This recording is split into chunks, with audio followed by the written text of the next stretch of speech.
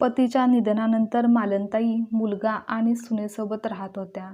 त्यांना 2 नातवंडे सुद्धा होती. मालनताईच्या पतीने त्यांच्या नावावर बँकेत काही रक्कम ठेवली होती, जेणेकरून मालनताईंना स्वाभिमानाने जगता येईल.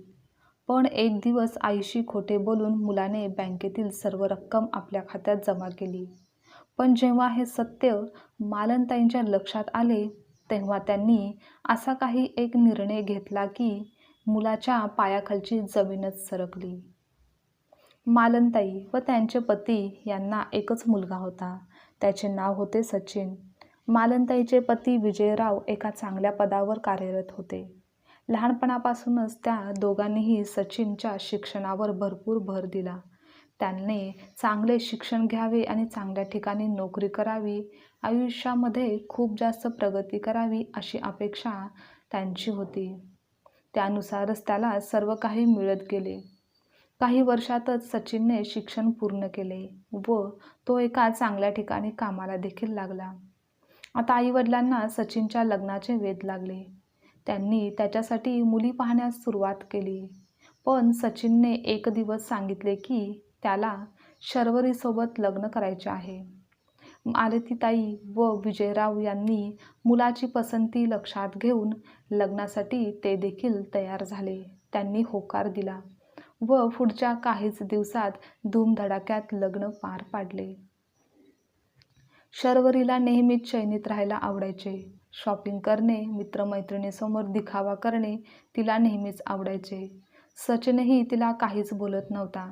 सुरुवातीचे काही दिवस सर्व काही ठीक चालू होते, पण नंतर सचिनचे वागणे बदलायला सुरुवात झाली. त्याचा हा बदल विजयरावांच्या चांगलाच लक्षात आलेला होता. आता त्यांना त्यांच्या म्हातारपणाची व मालनताईची काळजी वाटू लागली. म्हणून त्यांनी एके दिवशी आपल्या पत्नीच्या नावे बँकेमध्ये ठराविक रक्कम जमा केली, जेणेकरून हे पैसे कधी ना कधी त्यांना उपयोगी पडतील. एके दिवशी ते फिरायला गेलेले असताना त्यांचा अपघात होतो. त्यांना गंभीर दुखापत होते. पुढच्या 2च दिवसात ते सर्वांना सोडून निघून जातात. याचा धक्का मालनताईंना खूप बसतो. त्या स्वतःला कशातरी सावरतात. आपले आयुष्य जगत असतात. आईच्या खात्यात बाबांनी पैसे ठेवले आहेत हे सचिन व शर्वरीच्या लक्षात येते.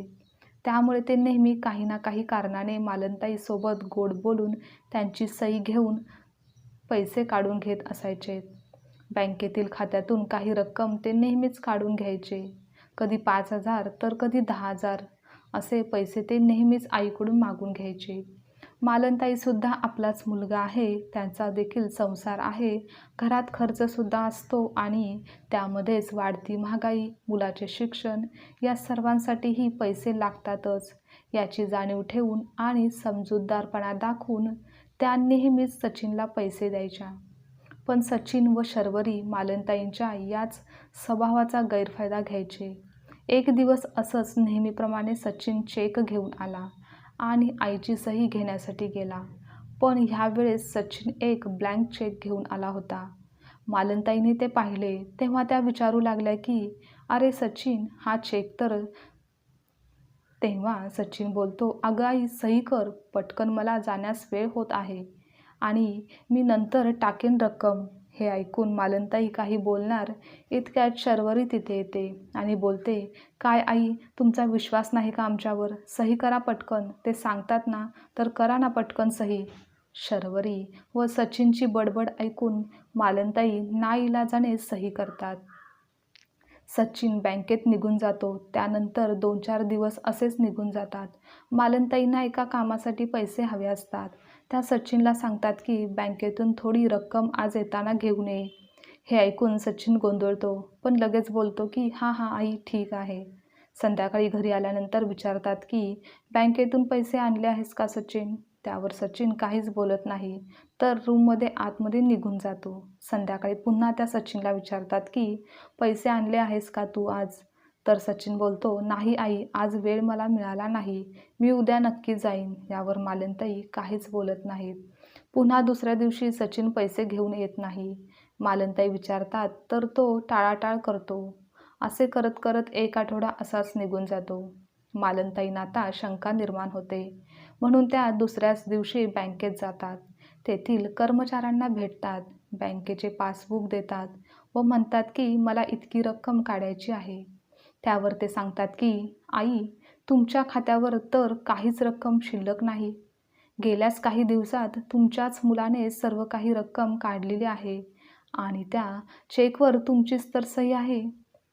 हे ऐकून मालनताईंना खूप मोठा धक्का बसतो. त्या विचार करू लागतात की आपण कधी केव्हा अशी सही केली आहे. थोड्या वेळाने त्यांच्या लक्षात येतं की त्या दिवशी सचिन व शर्वरीने कसं त्यांना धाक दाखवून विश्वास आहे की नाही अशा शब्दांचा वापर करून सही करून घेतली होती. त्या विचार करतच घरी येतात. कोणाशीच काहीच न बोलता रूममध्ये निघून जातात. आपला मुलगा आपल्यासोबत असा कसा काय वागू शकतो या विचाराने त्यांना खूप वाईट वाटते. त्या स्वतःशीच बोलत राहतात, काय कमी केलं होतं आपण त्याच्यासाठी? जेव्हा जेव्हा त्याला पैशाची गरज लागली तेव्हा तेव्हा आपण काहीच तक्रार न करता त्याला पैसे दिले होते. तरी देखील माझी अशी फसवणूक करण्याचा विचार त्याच्या मनात आलाच कसा काय? आणि ते सर्व पैसे शेवटी त्यालाच तर मी देणार आहे. सचिनच्या वडिलांनी किती आशेने ते पैसे माझ्या नावावर ठेवले होते, जेणेकरून मला कोणासमोरही हात पुढे करावे लागू नये म्हणून. त्यांनी तशी तरतूद केली होती. पण आपल्याच मुलाच्या मनात असा दुष्ट विचार आला. पण आता याबाबत सचिनसोबत बोलायलाच पाहिजे, असा विचार करून त्या मुलाकडे गेल्या. त्यांनी सचिनला सरळच विचारलं की बँकेतील माझ्या खात्यातून सर्व पैसे कोणी काढले? त्यावर सचिन काहीच झालं नाही असा आव आणून बोल होता की नाही आई, मला काही माहिती नाही, पैसे कुठे जाणार आहेत? त्यावर आई बोलते, उगाचच खोटं बोलू नकोस. मी बँकेत जाऊन चौकशी केली आहे. तेव्हा त्यांनी मला सर्व काही सांगितलं आहे की तूच पैसे खात्यातून काढले आहेस आणि मला फसवून माझी सही देखील घेतली आहेस. इतकी खालची पातळी कशी काय गाठलीस तू? तुला पैसे हवेच होते तर माझ्याकडून मागून घ्यायचे होते. सचिन काही बोलणार इतक्यात शर्वरी रूममध्ये येते. मालनताईशी उलटच ती बोलू लागते, इतकं चिडायला काय झालं आहे? पैसे कुठे बाहेर गेले आहेत का? घरातील खात्यावरच तर आहेत ना? आणि तुमच्या खात्यात पैसे राहिले काय किंवा सचिनच्या खात्यात पैसे राहिले काय? काय फरक पडतो? त्यावर आई बोलतात की हा फरक पडतो. एकतर पैसे ते सचिनच्या वडिलांनी माझ्या खात्यात ठेवले होते, कारण मला कोणासमोर हात पुढे करावे लागू नये म्हणून. आणि दुसरं म्हणजे तुम्ही मला न सांगता मला अंधारात ठेवून माझ्याकडून ते पैसे आपल्या खात्यात जमा केले आहेत. शर्वरी बोलते, हां मग काय झालं? तुम्हाला घरात काही कमी आहे का? आणि यासाठी तुम्ही इतका वाद का घालत आहात? मग काय पोलीस स्टेशनला जाणार आहात का तुम्ही? आई बोलते, हो. तुम्ही जे काही वागला आहात ना, माझी फसवणूक केली आहे, त्यासाठी मी पोलीस तक्रार नक्कीच करू शकते. पण मी एक आई आहे, त्यामुळे हे करण्याचे धाडस एका आईला कधीच होणार नाही. मुले चुकीची वागू शकतात, पण आई मुलांच्या बाबतीत चूक करू शकत नाही, असे बोलून त्या रूममध्ये निघून जातात. 2-4 दिवस असेच निघून जातात. एके दिवशी आई एका कुटुंबाला अचानक घेऊन घरी येतात व घर दाखवतात. ते कुटुंब घर पाहत असते. आई त्यांच्याशी घर विकण्याबाबत चर्चा करतात. हे ऐकून सचिन व शर्वरी आतून बाहेर येतात. सचिन बोलतो, आम्हाला हे विकायचे नाही, तुम्ही जाऊ शकता. पण आई बोलते की हे घर व्यवस्थित पाहून घ्या, व्यवहाराचे काय ते आपण नंतर पाहू. ते कुटुंब घर पाहतात व नंतर बसून काय ते बोलू असे सांगून निघून जातात. त्यानंतर सचिन बोलतो, आई तू हे काय करत आहेस? घर विकू तू शकत नाहीस. त्यावर आई बोलते की का नाही? हे घर माझ्या नावावर आहे. मला आता पैशांची गरज आहे. खात्यात काहीच रक्कम शिल्लक नाही. त्यामुळे हे घर विकून जे पैसे मिळतील त्यामधील काही बँकेत ठेवेन व दुसऱ्या ठिकाणी कुठेतरी छोटंसं माझ्यासाठी घर घेईन. तुम्हीसुद्धा तुमच्या राहण्याची सोय दुसरीकडे करा. आईचे हे बोलणे ऐकून सचिन व शर्वरीच्या पायाखालची जमीनच सरकली. त्यांना मोठा प्रश्न पडला की आता कसं, कुठे जायचे, कुठे राहण्याची सोय करायची आणि बाहेर राहायचं म्हटलं तर रूमचे भाडेही द्यावे लागणार. मुलाचे शिक्षण, घरातील खर्च, हा सर्व खर्च कसा काय भागणार? या विचाराने मनात भीतीच निर्माण झाली. त्यामुळे त्यांनी पटकन आईची माफी मागितली. आई, आम्हाला माफ कर, आमच्याकडून चूक झाली, आम्ही पुन्हा असं काही करणार नाही. तुझे पैसे मी उद्याच तुझ्या खात्यात जमा करतो, पण आम्हाला बेघर करू नकोस. त्यावर आई मोठ्या मनाने त्यांना माफ करते. खरं तर त्यांना देखील घर विकायचे नसते, पण त्यांना मुलांना चुकीची जाणीव करून द्यायची असते. यासाठी त्यांनी हे नाटक केलेलं असतं. व आपला आत्मसन्मान जपण्यासाठी त्यांनी ते पाऊल उचललेलं असतं.